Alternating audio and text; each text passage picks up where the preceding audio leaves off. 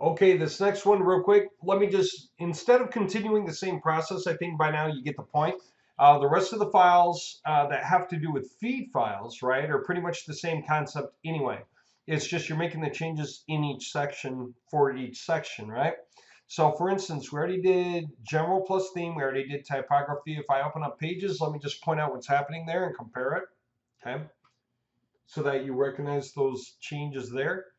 People are coming over soon. We'll be leaving before too long. It's Friday and there's something going on this weekend. Okay, let me see if I can just make this point real quick. Oh yeah, here we go. Okay, here's what I want to say about this. This is pages. What does that mean? That means on our websites we have a pages section, okay? Inside the pages, we have whatever we want our pages to be, and whether there's submenu pages or not. Like this is root, root, root, submenu, submenu, submenu inside that, and then another root page with the submenu pages inside that section, then another root page. And when you look at the front, that's what, well, not that one. Something with, yeah, root, root, root with 3 submenu, another root with 5 submenu, another root with 1, another root with 1, right? That's what you happen to be seeing here. And then the terms and conditions is actually a link at the very bottom of the page. Okay. So it's totally down here under terms. All right. Now here's what's to note about any of those pages, just if I click on one and go into it. What kind of a page is it? Normal page with a menu link, or a page without a menu link like the terms page, and then an external page link. And what I mean is I put the link there manually. It's not in the navigation bar. A page without a menu link is a page that's not in the top navigation bar. And then an external page link is in the top navigation bar, but it's a link that totally leaves the website and goes somewhere else, okay? Those are the choices for pages. And then if there is a parent page, is it the root page? Well, it would be for these main pages, but otherwise it's one of the submenu pages. What's the URL of the page basically? Well, it's domain.com / whatever it is, emergency-repairs, and then the .html is already assumed, so I don't have to type it in. It's going to be .html anyway. Okay, so it's just emergency-repairs here. Page URL, right? Then do we show the sidebar, yes or no? That's an on-off switch, a 0 or a 1. If we do show it, which sidebar widgets of all the ones that we have do we want to show? We control click each of these that we would like to show. Okay. Scrolling down, this is the page content. Obviously, very heavy use of global variables, so that'll relate to the global variables tab. Okay. And then below that, if there are modules on the page, like whether there's like the image gallery supposed to appear, or a bunch of videos should appear, or the contact us should appear in the sidebar, you highlight these, control click, click, click, everything you want to be there on the page. Okay.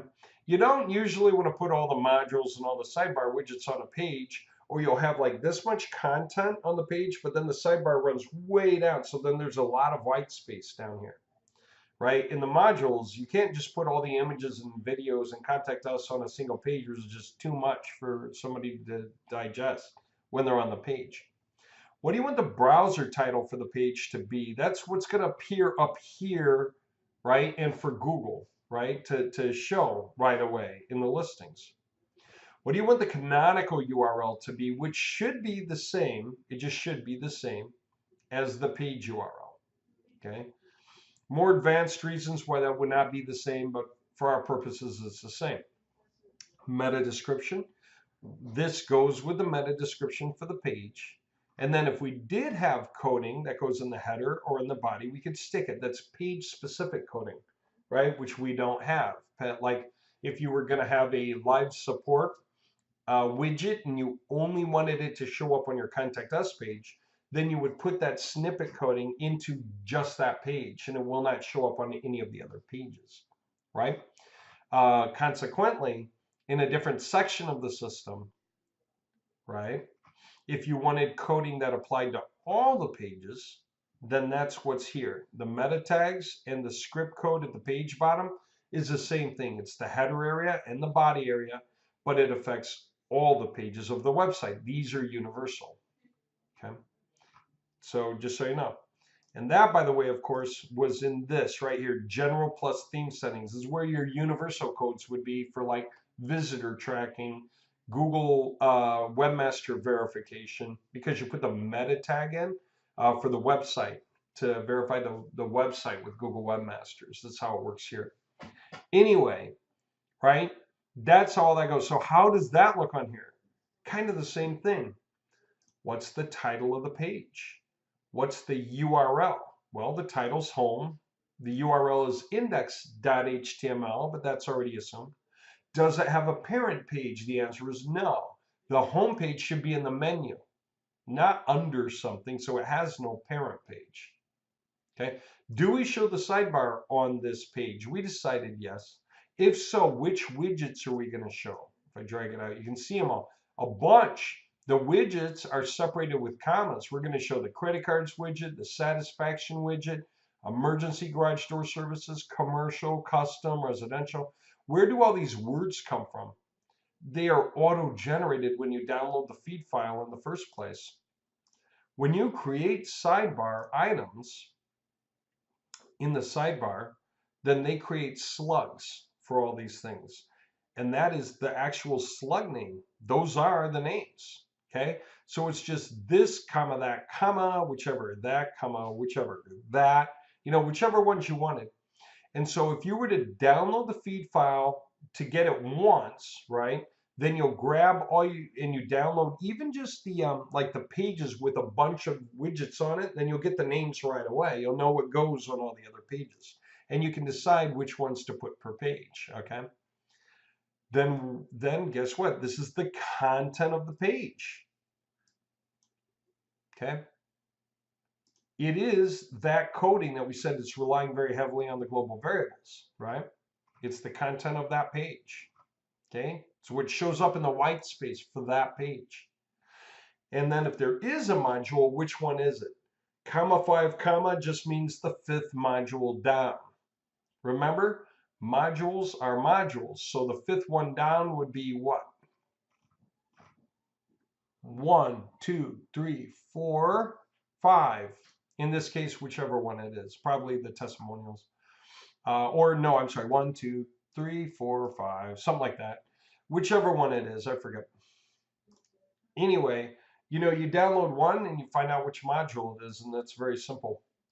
All right, browser title. There it is. This is what's supposed to show up in Google for the browser title. Very heavy on global variables so that we can create tons of variation very efficiently, right? We don't do anything with meta keywords, but we do with meta description. Then there's the canonical URL, the header section code, and the body section code for in case you do have something you want to put in the body, right? Okay. And it's literally there. I don't know why you don't see it unless I pull it in. Now, do you need to hide the page from the menu? That would mean that the page should not be in the menu. The only page that does that is our last page, the terms page. That's the one that we stuck in the footer and linked to, but it's not in the menu. Can you have all your pages in the menu? I wouldn't do it. You're going to wind up with a bunch of layers of pages in the menu. You should only put the main pages in the menu that you want in there. And then the rest you're just linking to. They exist throughout the website and you can link into them from different pages, but they're not all supposed to be in the menu most of the time.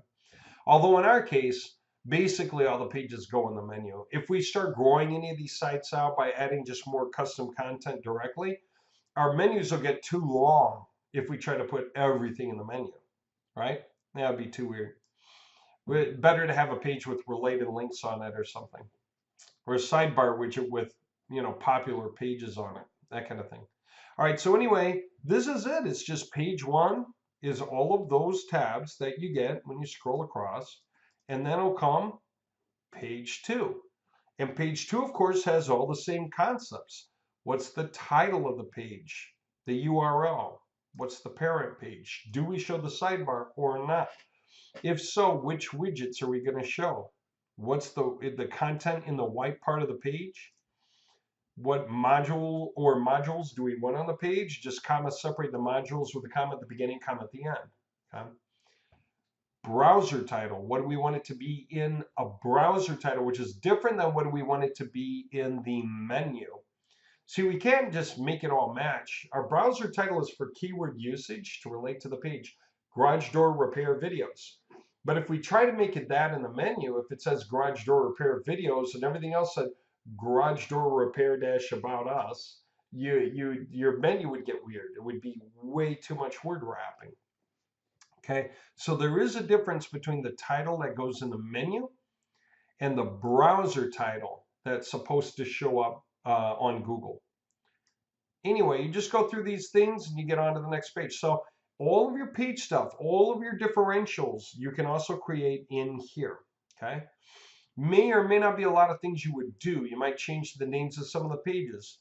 Replace versus repair. You could make this replacements versus repairs. And then you could just make that replacements, make that repairs, and then highlight those four and drag them down. So you can create differentials. You can decide that some of these menu titles should be different. Residential garage doors could be home garage doors at home, your home's garage doors, right? And you could just highlight those and drag them down. Same with the URLs. They don't have to be the same. So can you make your pages have different names? Automatically, yes. Can you make your pages have different titles in the menu? Yes. Can you make your pages have different titles in a browser window? Yes. Can they have different sidebar widgets and whether they show the sidebar? Yes. Whether this page should be a parent page or inside some other page? Yes. You know, as a submenu. You can change everything. You do not have to have similarity. Your websites can be as different as you want them to be.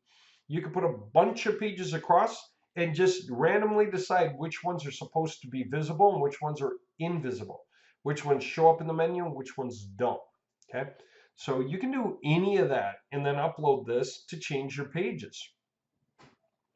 And if I stick for SEO, if I stick something in a browser title on a page, I think, oh man, we should have put the city tag in that page, or we should stick another line down in the content, and I upload it, I can affect all of my pages. I can do SEO on all the pages, 4 million pages for 100 websites, say. I can add a new page. I can put a page at the end of this list and make it new and put new content in there. I don't even have to use variables. I could just paste in print. If I actually had a bunch of different terms, you know, and I wanted to use those, I could do it. If I want to create pages with static content just to have something else, I can do it. So yeah, you can do anything you want with all of this, and you can make your websites as different as you wish. You could literally have one for an electrician, another for a plumber, and so on. You could literally do it row by row. Having said that, this information does rely heavily on global variables, which means, hey, check that out, global variables. Realize that you can have a different number of pages for each website. You can have one with 125 pages while another one just runs out after 10. Okay, and then it's blank after that for that row, right? Well, your global variables, same thing. They can be the same for every website or different for every website. You can have more global variables and fewer global variables, website by website. You can have global variables that have to do with locksmith stuff, other global variables that have to do with plumbing, others with electricity. And so maybe the first 100 websites is for one industry, the next for another industry.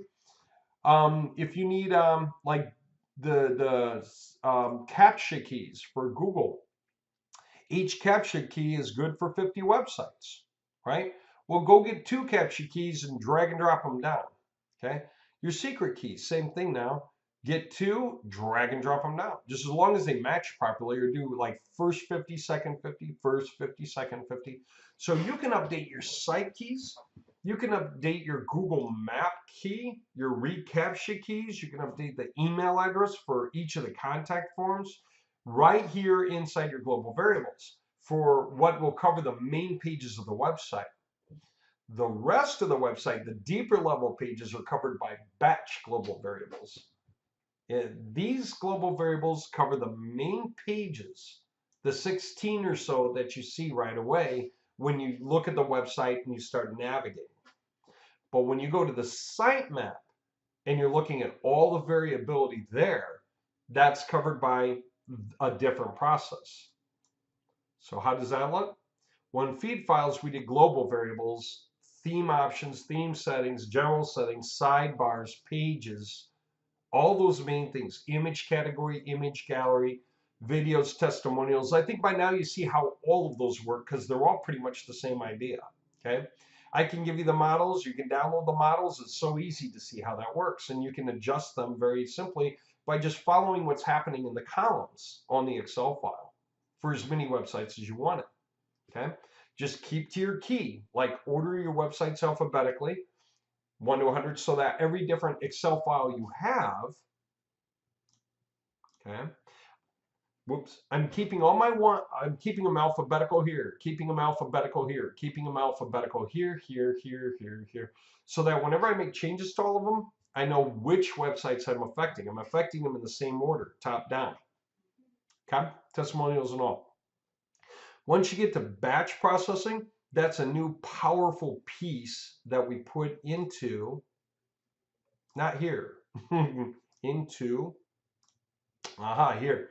You can upload variable column sheets. Anyone who knows Spintax, kind of like Spintax put into Excel, and then when you upload it, it creates variations based on that. And we have a way of making columns come out either randomly, as it generates, or in the exact order we want. And we can decide that for every column. So real simple way of doing that we'll explain later. So anyway, when you upload the var sheets here, you can batch upload. So say I had I put a different var sheet up for every company.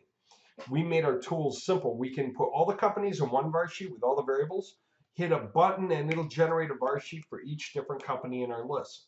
So with the company name, the address, the phone, the email, whatever it is. Then we can upload multiple var sheets, and when we do, we just drag and drop all of them right here, like 100, hit process. It's done in like 2 or 3 minutes, and they're all available.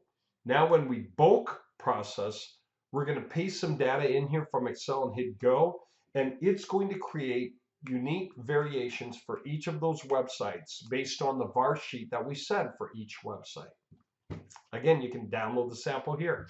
It's not hard to figure this out. Just follow the samples, right? There's samples for everything, right? You can, and this is just var sheet uploads. Most people know what that is. We should put a download sample in here anyway.